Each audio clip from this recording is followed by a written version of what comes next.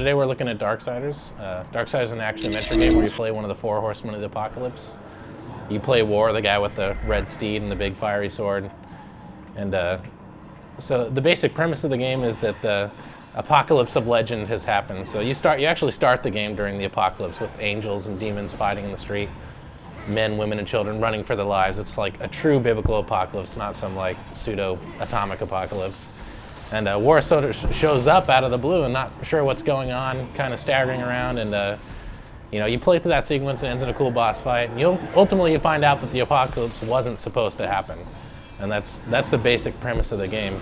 So War is called before this council called the Charred Council, and they're blaming him for causing the apocalypse. They've stripped him of his powers. They got him like chained up, and he basically tells them to send him back to Earth so he can prove that he didn't cause this to happen. So what you're seeing here is the Earth approximately 100 years after the apocalypse. It's pretty much over. All the humans are wiped out. The demons have taken over. There's a small resistance of angels still fighting, but for the most part, the war is over. Like the bad guys won. And in the game, we wanted to make an action-adventure game that had a lot of exploration. We wanted the player to really feel like they were immersed in this world. So it's not linear. Like there's a big, huge open world. This is one of the city areas in the game. There's several different districts of the city. They're all different. They're themed visually. One's like a park. One's all submerged underwater. And you're free to, as you unlock those areas, you'll get different gear in the game and different items and abilities that allows you to unlock new areas of the game. And as you get those, you gain access to these areas, and you're free to roam around and come back. And there's a lot of reward for exploration. There's our motto is that every alleyway, every little hole, every crack should have some sort of secret in it to reward the player. So if they hunt around and they find a little area off the beaten path, they're rewarded with some sort of reward. And so there's equipment-wise, there's a lot of variety in the game. The War gets a bunch of different gear. He's kind of an opportunist. I mean, he used to be a horseman, so he used to just sort of have ultimate power, and he didn't need all this stuff. But now that he's been stripped of his powers, he picks stuff up. He'll use it. This is sort of the enhancement screen, and these are kind of you can augment your weapons. You can give them like plus to damage, or you can make them light guys on fire. Some of them even have passive bonuses. So just by finding the item, you get that ability. Enemy-wise, it's pretty cool because War's he's not on one side or the other. He doesn't work for the angels. He doesn't work for the demons. He's actually, in the fiction, the horsemen are sort of this force of neutrality to maintain balance between heaven and hell. And that's part of why, it's kind of a pride thing for him, because the apocalypse is supposed to happen in a very specific orderly fashion, and that wasn't adhered to. So as that sort of agent of order, he wants to go back and restore the balance. And as a side effect with that, you get to interact with both sides. There's some of the NPCs you interact with are demons, some of them are angels, and you kind of get their both perspectives on what happened, and which is another important part of the game. Is even though it's a really strong action game, there's a lot of cool fighting and combos and stuff like that. We wanted to have a lot more depth, and the open world's one aspect of that. The character advancement's another. You get new armor, new weapons, and all the other stuff I mentioned. So there's a lot of like growth in the character, and then just the general interaction with NPCs and the basic story. We wanted it to have almost an RPG-ish feel. You have a sidekick in the game called the Watcher, and when you're accused and sent back to Earth, they don't really trust you, so they kind of send him along to watch after. He's basically your warden, and it's interesting because he's there to help you. Like he'll give you hints and help you along in the story, but he's also kind of has the power to kill you. So there's a lot of interesting interactions where he'll help you out in one case, and then like in the next scene he's choking you to death, and it's an interesting dynamic between the characters, and you kind of build this hatred of him throughout the course of the game, but at the same time you need him because he's helping you out. And his voice is actually done by Mark Hamill, so it's pretty cool. Mark Hamill's awesome. He did a great job voice acting. These ancient gates have a mind of their own. But with this, you may reach an understanding. So he gave you your first gear item in the game. It's called the Earth Collar. And this is an example of, like, there's a big stone gate sort of guarding the entrance to this building, which is restricting you from going to other areas of the city.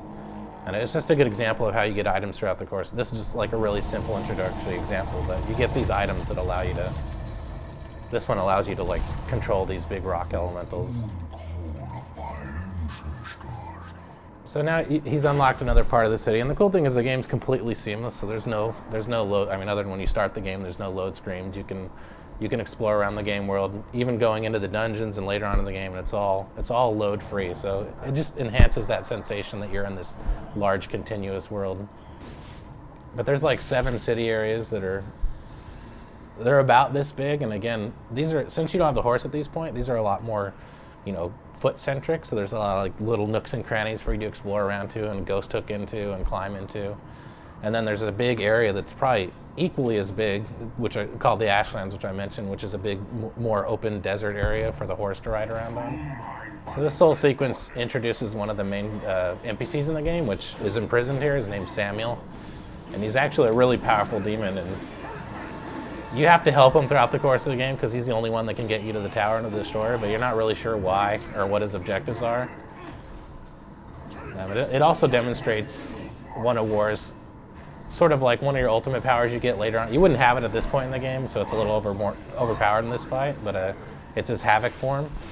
And the idea is that when he's a full horseman, he can do that sort of indefinitely, but since you're kind of gimped at this point in the game, you can only use it for short stints of time, but it's pretty cool. You get to turn into this big-ass red demon and just, I mean, you basically kill everything in, a couple of hits when you're in this form, so you kind of have to control and use it sparingly when you want to have the most effect.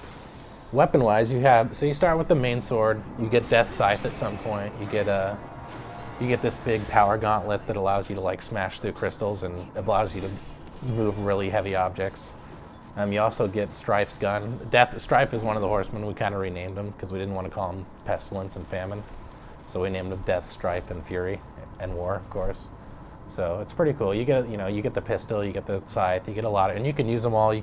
The sword's the primary weapon, which is X, and then like the scythe or the glove is the secondary weapon, which is Y, and then the gun's sort of like your tertiary weapon, which is on your right trigger. So you can combo between all 3 weapons, which is pretty cool. So he's about to release Samuel at this point. War, are you here to play executioner? They should have sent all 4 of you. So at this point in the game, you would have played, probably about 4 hours into the game. You would have just played through one of the first dungeons in the game called the Twilight Cathedral. And one of the key points about the dungeon experience is every time you play through a dungeon, we give you a new item. And in this item, you get the crossblade, which, in addition to just allowing you to hit stuff at a distance, which at first you don't have the gun, so you can't do that, it allows you to transfer fire and tag multiple targets. And so you have learned all that up to this point after playing through that dungeon for like 2 hours.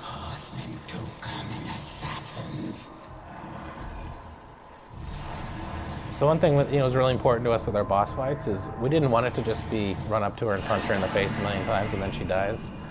So the idea of the boss fight is sort of it requires you to use everything you've learned to do in that dungeon. So it will use the crossblade, it'll use transferring fire.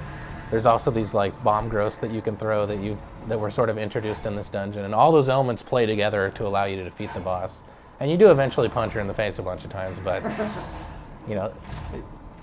there's a little bit of a puzzle to defeating her. It's not just hack and slash.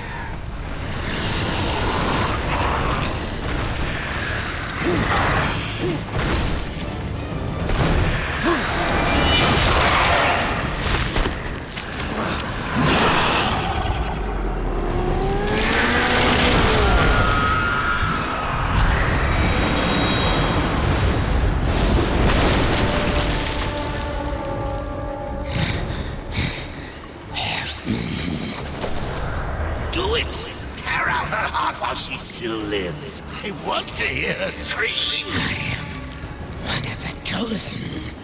I can grant your every wish.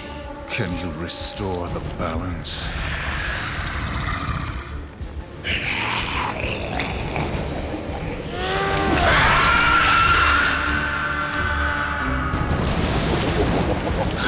Wonder Samael wants this thing.